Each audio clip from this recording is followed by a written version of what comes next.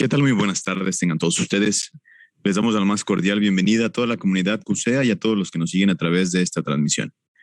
La Universidad de Guadalajara, el Centro Universitario de Ciencias Económico-Administrativas, a través de la División de Contaduría, el Departamento de Impuestos, el Departamento de Contabilidad y el Departamento de Finanzas, agradecen su presencia en este webinar titulado Nuevos paradigmas constitucionales en Perú y su relación con las finanzas públicas. Y para dar inicio, cedo el uso de la voz al doctor Irán Zambrano Brambila. Él es profesor del Doctorado de Estudios Fiscales de este centro universitario. Adelante, doctor. Gracias, buenas tardes. Un gusto estar aquí con todos ustedes. En principio, un honor también recibir no solo al doctor Antonio, que siempre muestra agrado y apoyo a este tipo de actividades académicas en beneficio de la comunidad del Doctorado de Estudios Fiscales y del curso general. El día de hoy tengo el honor de presentar al doctor Ricardo Velázquez Ramírez. No sin antes dar el uso de la voz al doctor Antonio Sánchez por agradecer el espacio creado. Doctor Antonio Sánchez, antes de dar paso pues a la presentación, doctor, ¿gustas compartirnos un breve mensaje, doctor Antonio Sánchez?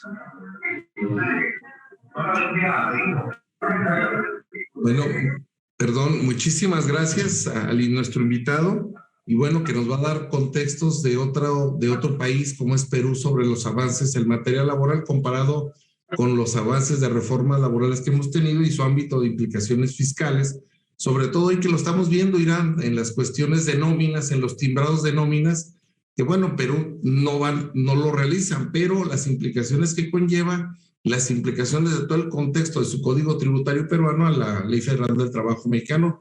Sin más ni más, bueno, dejamos al profesor, al doctor, y adelante, Irán, si gusta leer su gran reseña curricular del doctor, y agradecerle a nombre de toda la Universidad de Guadalajara que nos acompañe, doctor Ricardo.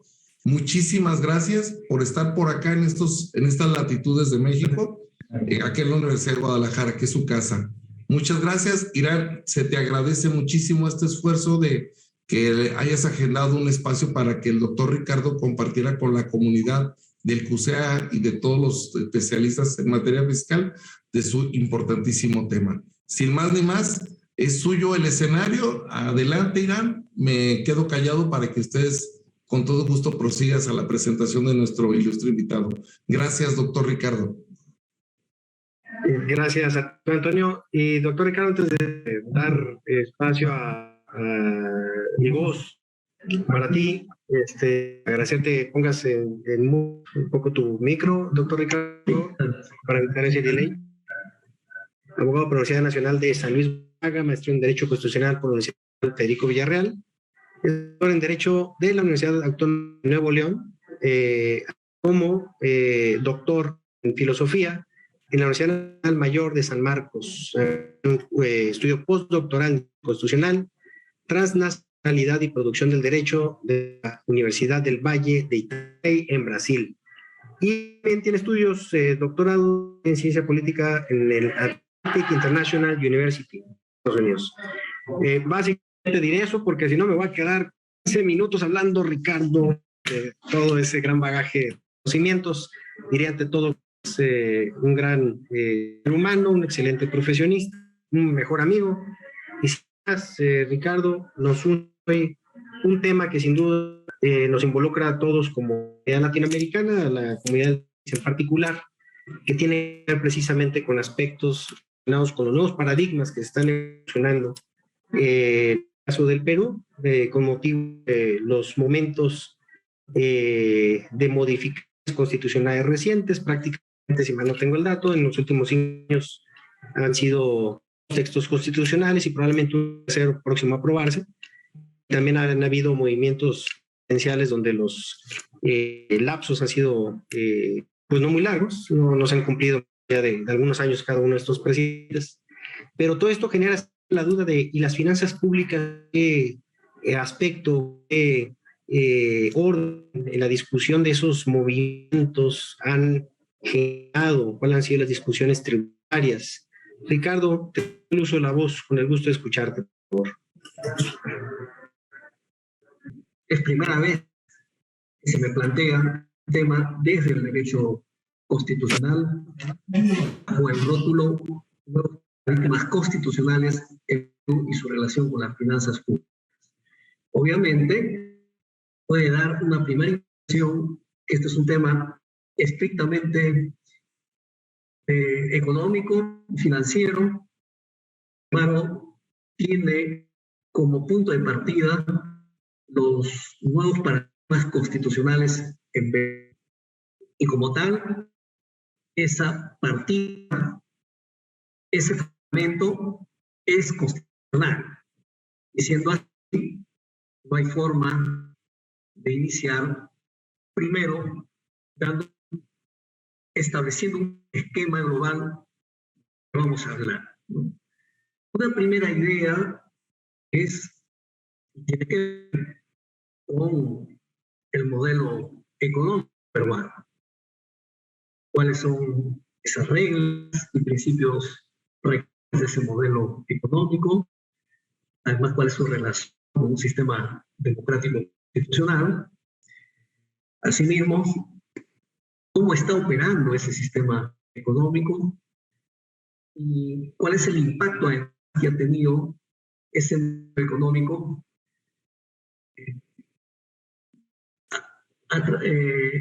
cuál ha sido el impacto que ha tenido el modelo económico a raíz de las últimas o de la dinámica política nacional, ¿sí? De los acontecimientos políticos en el Perú, cierta inestabilidad política, y siendo así, obviamente, de qué manera los ingresos al fisco, ¿no? O al presupuesto nacional, cómo se administra el presupuesto nacional, cuál es la ejecución del mismo en estos últimos tiempos, ¿no? Y obviamente cuál es el impacto también en el empleo y la empleabilidad en el Perú, de qué manera ha afectado también la inversión, sobre todo extranjera, qué tanto ha afectado también la productividad de las empresas extranjeras, perdón, de las empresas nacionales privadas. Por otro lado, también cuál ha sido el comportamiento del Estado en lo que se conoce con el nombre, ustedes lo saben perfectamente, la inversión pública. En este proyecto post-pandemia que se llama la inversión, en este caso, reactivación económica, ¿sí? Una primera, entonces, idea es el modelo económico. Nosotros hemos consagrado ya desde la institución anterior, la de 1979, una economía de mercado, que, como ustedes sabrán perfectamente, es un modelo que se inició en Alemania después de la Segunda Guerra Mundial y que resultados importantes, modelo que se sustenta en el enfoque social cristiano, de la conciliación entre el libre mercado y el principio de igualdad, el interés social. Rescatando obviamente mejor de la tradición económica, de la economía libre mercado y lo mejor de la tradición de un modelo social o socialista, como algunos lo suelen llamar.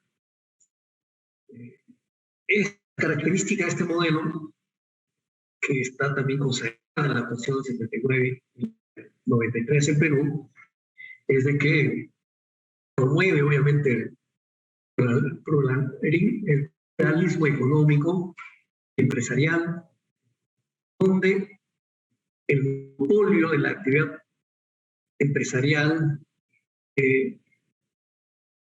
ya no corresponde al Estado, sino una participación amplia del sector privado.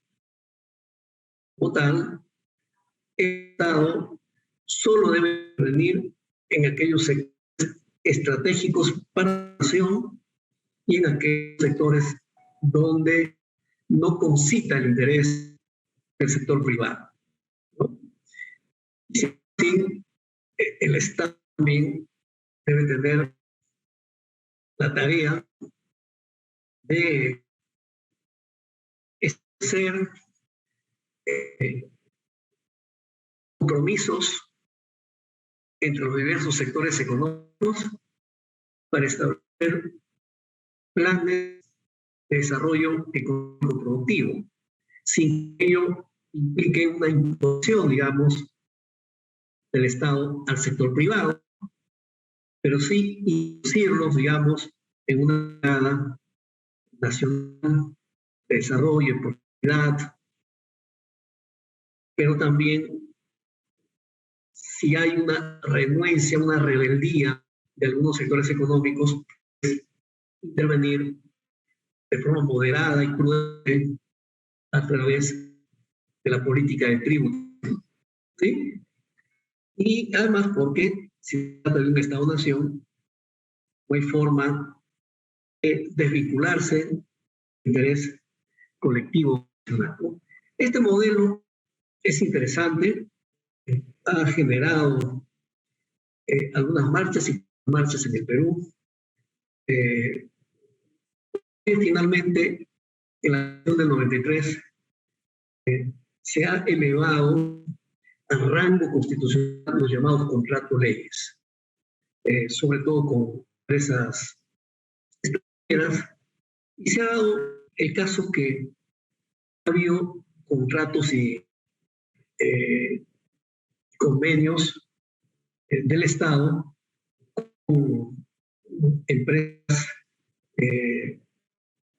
digamos, que lejos de respetar la legalidad, las reglas del mercado, así como la transparencia, han hecho que el Estado pues firme los leoninos, ¿no? Es parte hoy de la discusión, de tal forma que hay grupos empresariales, ya usted sabe, en este caso sonado, o de Odebrecht, que fue un caso que ha tenido repercusión, pero también que han sido afectados otros estados dentro de América Latina, ¿no? Y esto ha hecho de que se pueda repensar algunos aspectos del modelo y también la distorsión que ha generado la aplicación de los principios de la economía social de mercado, por los cuales obviamente está la sana competencia, está el respeto de los derechos del consumidor, el control para evitar los monopolios y el control obviamente de los precios. Sin duda, los cuestionamientos mayores que se hacen al modelo es precisamente el no tener la capacidad de operar y de responder en la distorsión del mercado. Entonces, han habido distorsiones, digamos, en el mercado, en virtud de que los órganos reguladores no han actuado de forma oportuna a fin de garantizar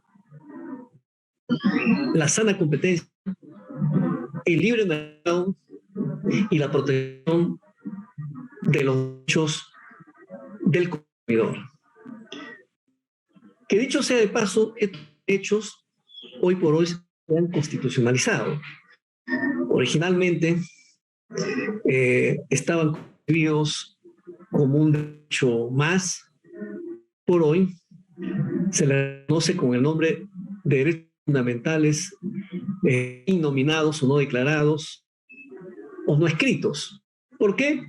Si bien es cierto, no están consignados dentro de la Constitución, sin embargo, evidente que debido a un acto interpretativo, el Tribunal Constitucional considera que al igual que el derecho de los ciudadanos a exigir el cumplimiento de la ley y de los actos administrativos, así como el derecho, por ejemplo, a conocer la verdad, es también un derecho fundamental, constitucional, amparable, en este caso a través del recurso o de la demanda de amparo. Esa perspectiva consideramos su aporte significativo. Sin embargo, no pocas veces se ha recurrido al amparo. Los consumidores, por regla general, han recurrido a COPI, que es el organismo regulador de la libre competencia y derechos al consumidor, siempre teniendo fallos favorables, ¿ya? Y eso obviamente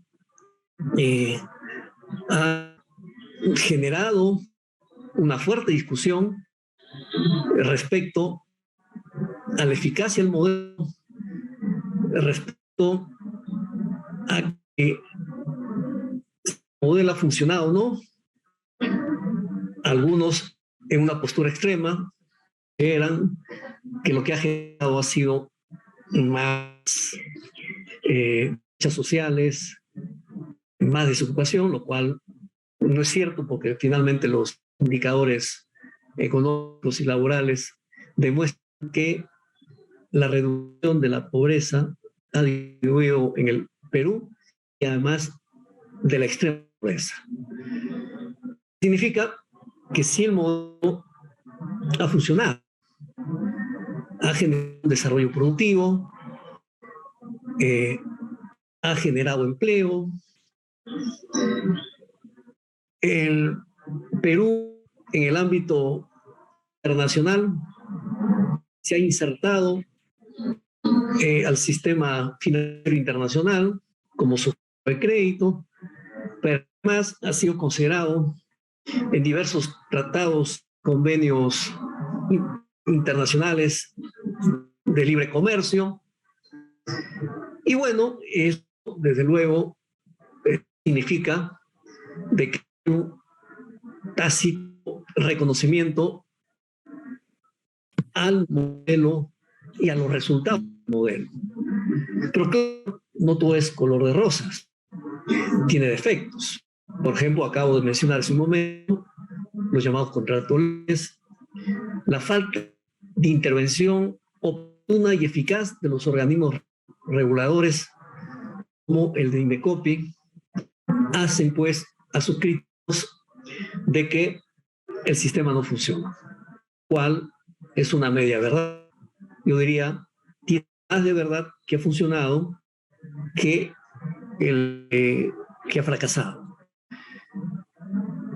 Sin embargo, hay otros componentes más afectados a este modelo, ¿no?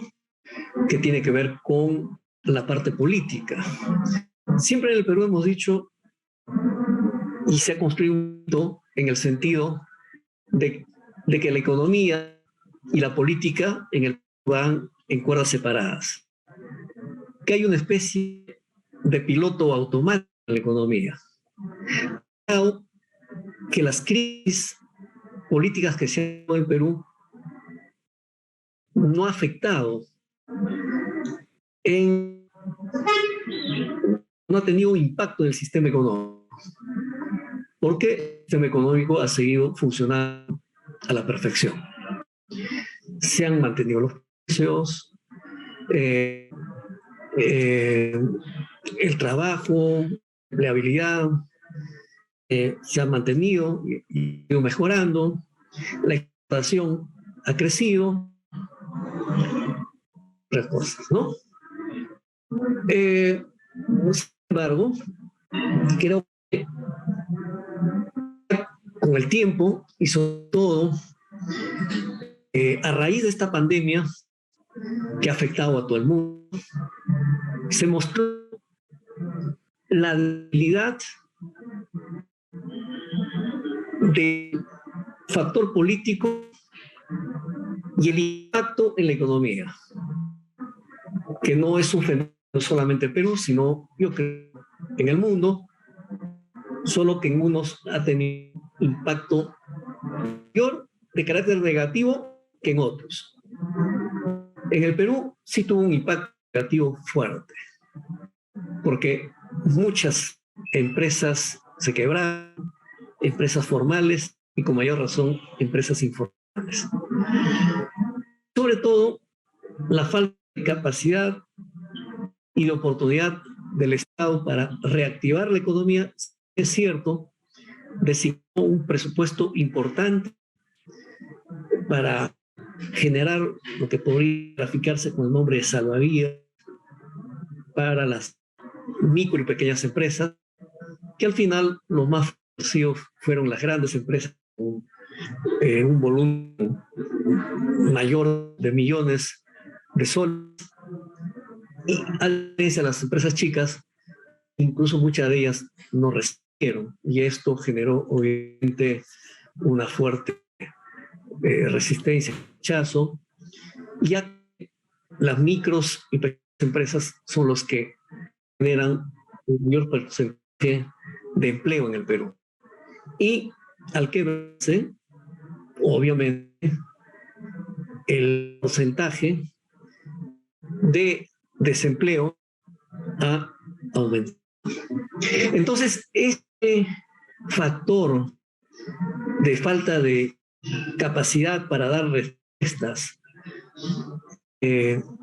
digamos, a través de la inversión pública, a pesar de estar consignado en el presupuesto nacional, obviamente ha tenido una repercusión negativa, y que es lo que el Perú en estos momentos trata, pues, de retomar su cauce original, y para ello, obviamente, el Banco Central de Reserva juega un papel importante. ¿Y por qué? Porque solamente, al igual que México y otros países insertos en una economía social de mercado y en aplicación de principios, el Banco Central de Reserva del Perú, su misión es garantizar la estabilidad de la economía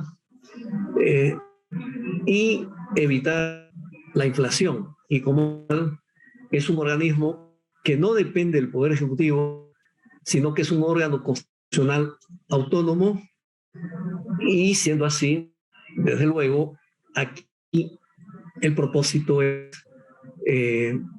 estabilidad a la economía,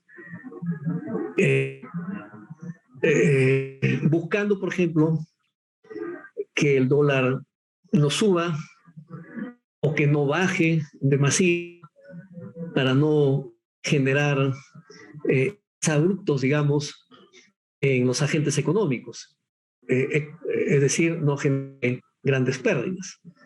Por eso, cuando sube el dólar, lo que hace el Banco Central de Reserva del Perú es emitir dólares, ¿no? Y de esa manera baja el precio del dólar, es decir, lo regula hacia abajo. Pero cuando el dólar baja de precio, lo que hace el Banco Central de Reserva es comprar dólares. Para esta manera se logre regular, pero hacia arriba. Y así la moneda se estabiliza y se ve la inflación. Pero obviamente hay factores exógenos, como por ejemplo la guerra entre Rusia y Ucrania, que ha impactado el precio de los combustibles, y a su vez esto ha tenido también un impacto colateral en los precios de los productos, en el transporte interno y externo, y ha generado una relativa inflación que ha hecho que los precios de los productos suban. Y esto trae a colación una nueva discusión respecto al régimen económico, que algunos sectores consideran que es la culpable de ello. Yo diría, no necesariamente. El modelo está ahí. El tema es quiénes tienen la responsabilidad de conducir el país, de brindar seguridad jurídica, de garantizar estabilidad política y obviamente estabilidad económica. Hoy se ha caído un hito de la cuerda separada. Hoy lo que puede repercutir en la política tiene un impacto inmediato en la economía, de tal forma, esto expresado en términos prácticos, genera obviamente una fuga de capitales, el cierre de algunas empresas, a pesar de los esfuerzos que se pueden hacer. Y lo mismo, lo político sí es importante y determinante, yo diría, en las decisiones de las políticas públicas. Y en este caso de las políticas públicas en materia económica, en materia tributaria, en materia de generación de empleo temporal, entre otras cosas más.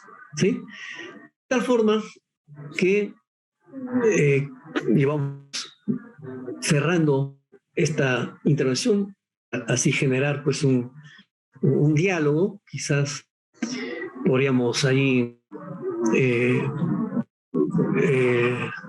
¿por qué no explorar temas que a lo mejor ustedes puedan tener un interés particular? Nuestras economías no son iguales, pero hay algunos rasgos comunes. Sí, es importante señalar que si hay algo de crisis en la parte económica o tensiones en la parte económica, porque creo que el tema de la inversión pública para la reactivación económica es importante a estas alturas del camino, en este contexto internacional, en este contexto post-pandemia y obviamente en un contexto que se requiere la responsabilidad de la clase política. Y cómo no podemos ponernos en el extremo de recurrir a un modelo extremadamente de libre mercado o un modelo socialista autárquico, cierre a los capitales o asuste a los capitales, porque eso implicaría obviamente cerrar las posibilidades de más empleo, más trabajo, y desde esa perspectiva consideramos importante y necesario entender que la estabilidad política es importante, pero en una lógica democrática. Significa, obviamente, yo diría, garantizar la institucionalidad democrática, fortalecer la autonomía, fortalecer el control entre los poderes y además garantizar, yo diría, un pluralismo ideológico, político, cultural, para efectos de que tenga, ¿por qué no?, un impacto favorable en lo económico. De tal forma que ese mito de cuerdas separadas ha quedado claro, no está. Eso es evidente que sí de repercusión. Lo económico en lo político y lo político económico.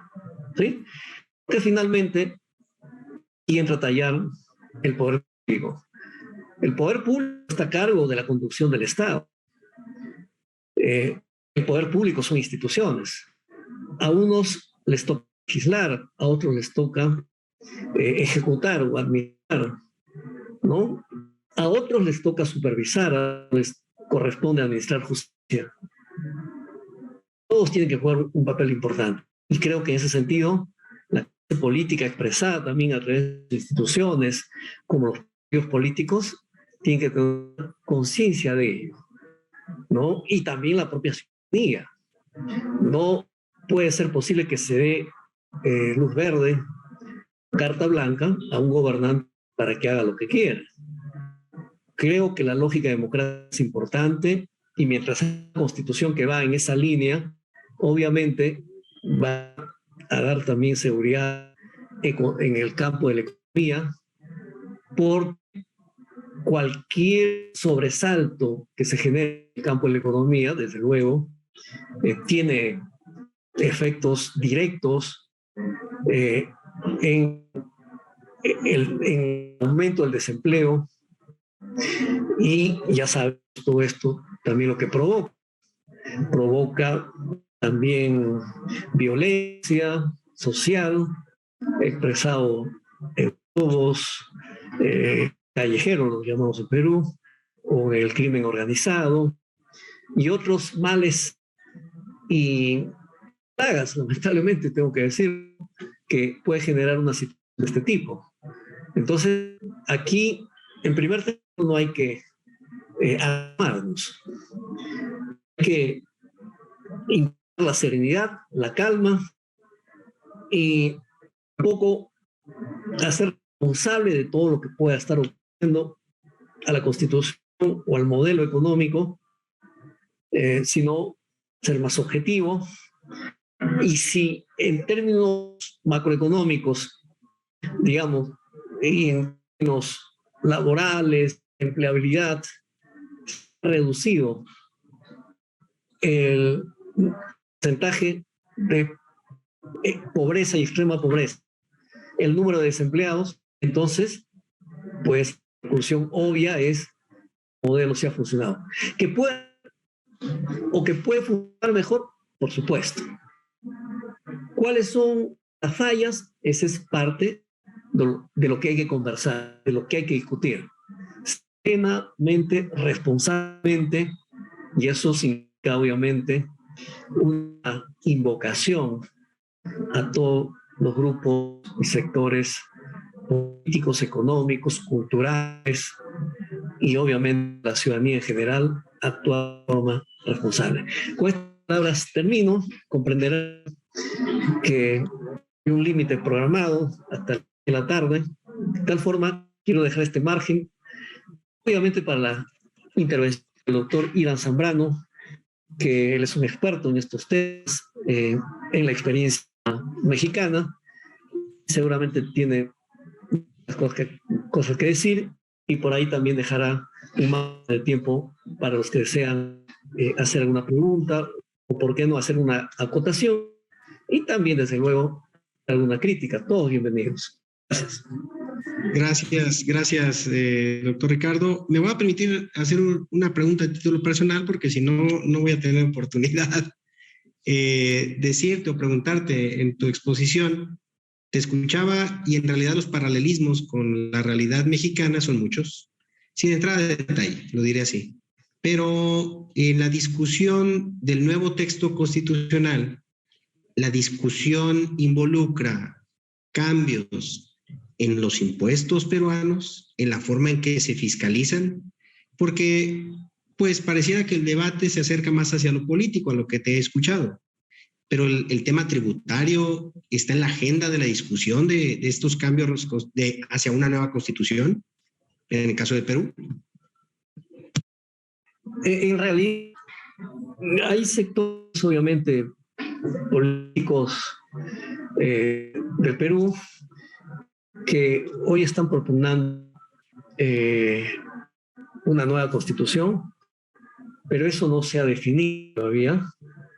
Y el principal argumento que sostiene es que, como dije al momento, que modelo ha fracasado y que desde el plano de la tributación ninguna discusión respecto al aumento o disminución. En todo caso, no hay ninguna propuesta en ese ámbito y tampoco en otro ámbito, que en todo caso eso sería parte de la discusión si es que se aprueba la convocatoria a una asamblea constituyente, que sería, digamos, que llevaría o conllevaría a una modificación, a una reforma de la Constitución vigente, lo cual todo parece indicar que no hay ese espíritu de la mayoría del Congreso de la República y por lo mismo el camino prácticamente casi está descartado, o casi, porque finalmente la discusión de una nueva constitución no cae en el ámbito de lo jurídico político, sino estrictamente en el ámbito de lo político, ¿no?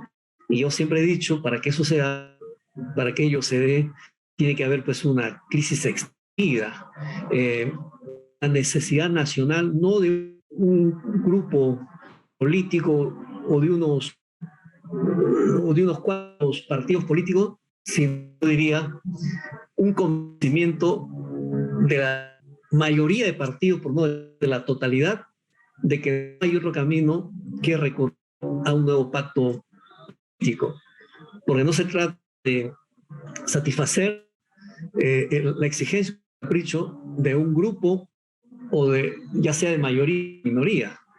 Aquí se trata más bien de pensar en la nación. ¿Qué implicaría el cambio de la Constitución?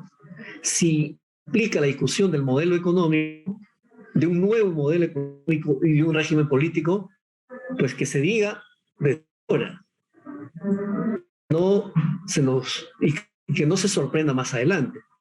Porque si eso no es la idea, entonces momentáneamente o temporalmente, pues hagamos ajustes a la Constitución. Y más adelante, cuando sea el caso, digamos, obviamente se logra un consenso de la necesidad de una nueva Constitución, pues tendrá que hacer. Pero no en este momento tan delicado, se requiere pues reactivar la economía, mayor inversión pública, reactivación de las micro y pequeñas empresas. Pues eso desviaría la atención y obviamente la crisis se agudizaría, ¿no? No digo que en Perú estamos en desastre, ¿no? No, nada. Pero podríamos estar mejor, ¿no? Porque la región es quizás una de las economías consistentes, ¿no? Podríamos haber estado mucho mejor. Bueno, yo confío en que esto va a solucionar pronto. Gracias, Ricardo. Tenemos preguntas de nuestro amable auditorio. Saúl Antonio Silva González te pregunta. Hay que entender que la pregunta va en el entorno del Perú. ¿Crees que ha sido difícil la adaptación que ha tenido la política económica del Perú por la pandemia? Yo creo que sí, ha sido algo inesperado, no solamente en el ámbito de lo nacional, sino también en el ámbito internacional. La falta de respuesta oportuna de los estados y quienes están en responsabilidad de la conducción de los órganos públicos y del Poder Ejecutivo, y esa adaptación exigía transparencia, lo que se cuestionaba a uno de los presidentes dejó el poder y que pues fue destituido, hizo pues de que el estado de emergencia y la movilización social o estado de sitio, toque de queda, se prolongara por tiempos excesivos y que obviamente el impacto fue fatal porque esto hizo de que el Estado haga desembolsos periódicos por sus astronómicas a fin de cubrir la demanda de un vasto sector, yo diría mayoritariamente de la población a través del presupuesto nacional, de las divisas nacionales, que ha hecho pues de que la economía pues pierda la fuerza que debería tener, ¿no? Entonces esa adecuación en algunos estados ha sido rápido. El estado demoró, creo que vamos recuperando. Sin embargo, lo político siempre es, yo diría, las piedras que encontramos en el camino. Hay que esquivarlos, pues, no queda otra. Hay que esquivarlos y seguir adelante. Gracias, Ricardo. Lupita Guzmán, próxima doctora en estudios fiscales, estoy convencido, al igual que sus compañeros de ella, te manda dos preguntas. Una de ellas, tener en cuenta que la potestad tributaria, Ricardo, pues recae en los organismos o las entidades autorizadas en la Constitución para establecer contribuciones, administrarlas y cobrarlas. En tu opinión, en los entes políticos peruanos, ¿cuál es la entidad de mayor potestad tributaria? La más importante, la más relevante, ¿el presidente, el Congreso? ¿Quién tiene esa potestad de manera más notoriamente más relevante? Y te pregunto algo sobre la pobreza, pero nos gustaría escuchar primero esta pregunta, por favor. Ya, nosotros somos un organismo regulador que es la SUNAT, la Superintendencia de Unidad Financiera, Tributaria, perdón, y que es un organismo descentralizado del Ministerio de Economía, y el Ministerio de Economía obviamente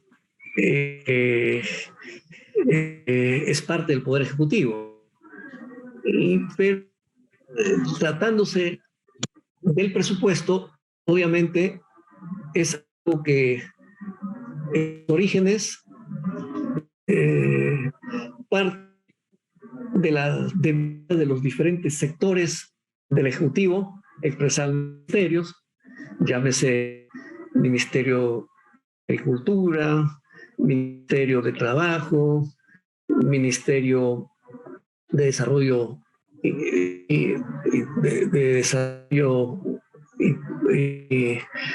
también el Ministerio de Justicia, creo que ya dije, el Ministerio de la Mujer, entre otros, ¿no? Y el Ejecutivo, a través del Ministerio de Economía,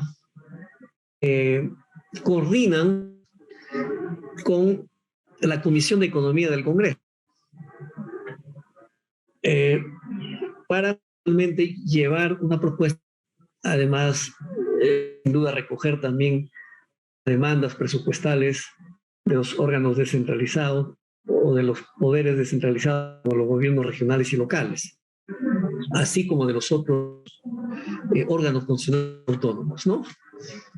Y esta puesta, de alguna manera discutida, concertada, va al Poder Legislativo, en el ámbito del presupuesto. En el ámbito tributario, obviamente esa potestad le da la Constitución al Poder Ejecutivo determinar el monto de los tributos.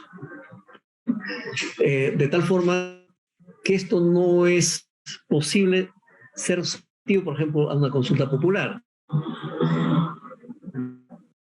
Esta potestad tampoco le da del todo al Poder Legislativo, salvo, digamos, en monto, pero en la forma de recaudar, esto corresponde directamente al Poder Ejecutivo a través del Ministerio de Economía y a través de la SUNAT, ¿sí?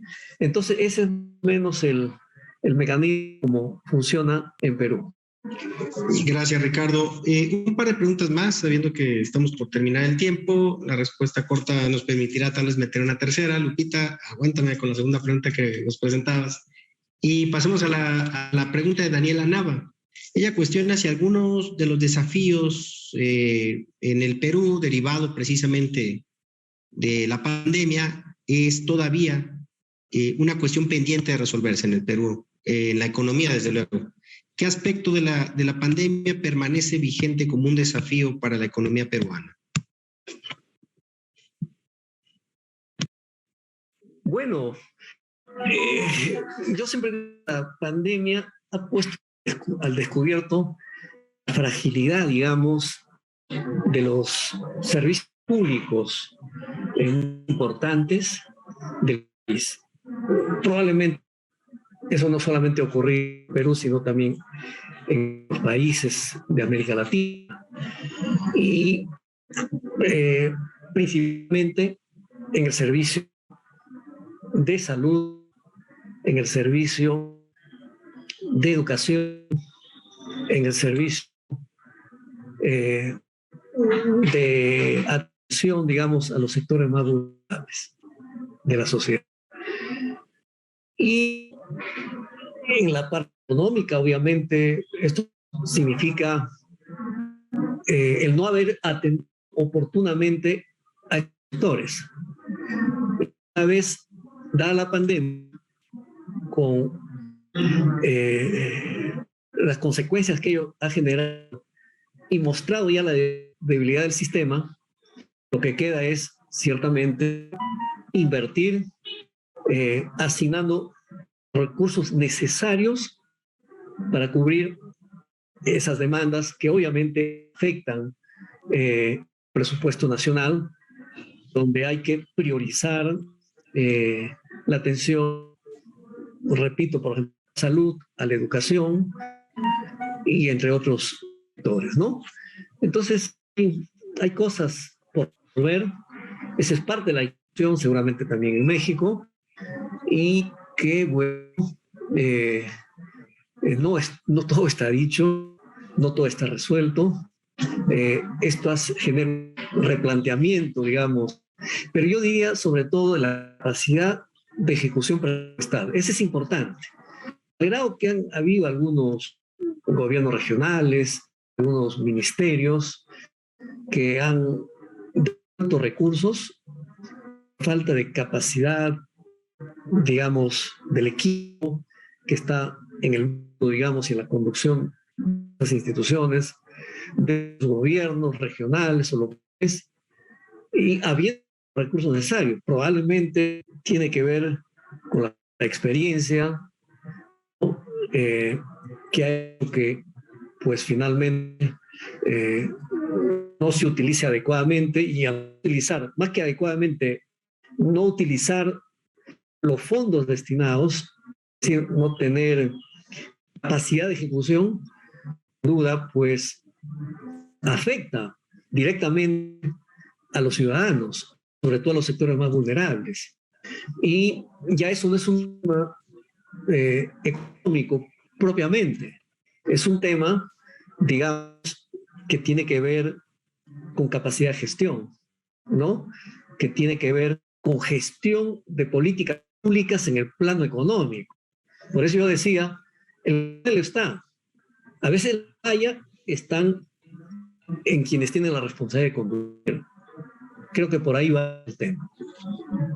Muy bien, te agradezco, Ricardo. Nos quedan 2 minutos y veo una pregunta del siempre inquieto, bien intencionado y muy estudioso Carlos Udave Gómez. Cuidado con la pregunta, porque aunque es amplia, la respuesta debe ser corta, Ricardo. ¿La población de Perú está conforme con la cultura tributaria que tienen? Bueno, para ser honesto, hay un alto porcentaje de 70% de informalidad en el Perú, ¿no? En la actividad económica. Y hay un sector importante que no tributa en el país. Entonces, el problema aquí no se va a resolver sino, obviamente, dando incentivos, generando educación o promoviendo programas de educación para insertarlos y, obviamente, dándoles beneficios. Una vez insertado, pasado el tiempo, obviamente va a implicar mayores ingresos para el presupuesto nacional. Gracias. Gracias a ti, Ricardo. Saludo también afectuosamente, ya para despedirme, a Willy Cortés. Él es doctor en la División de Estudios de Economía del CUSEA. Él comparte nacionalidad y gusto por el pisco, seguramente aquí con Ricardo Velázquez, su paisano, y miembro prestigioso de nuestra casa de estudios. A todos agradezco el favor de su atención. Ricardo, un placer tenerte. Estoy seguro que será la primera de otras veces que podremos contar con el favor de tu presencia. Y te deseamos un feliz viaje a tu república hermana del Perú. Esta es tu casa, Ricardo. Un abrazo. Gracias a todos por su presencia. Muchas gracias, Iran, por palabras y también al director. Y bueno, por haber moderado de forma brillante esta humilde y modesta conferencia. Y buenas tardes. Un abrazo a todos. Nos estamos viendo hasta una próxima oportunidad. Ojalá sea en la próxima convención latinoamericana que va a ser en septiembre de este año en Ciudad de México. Buenas tardes. Estaremos atentos. Muchas gracias, Ricardo. Fuerte abrazo. Gracias, equipo de CUSEA, siempre atentos y pacientes a los temas tecnológicos. Gracias a todos por el favor de su atención. Buenas tardes. Hasta luego. Hasta luego.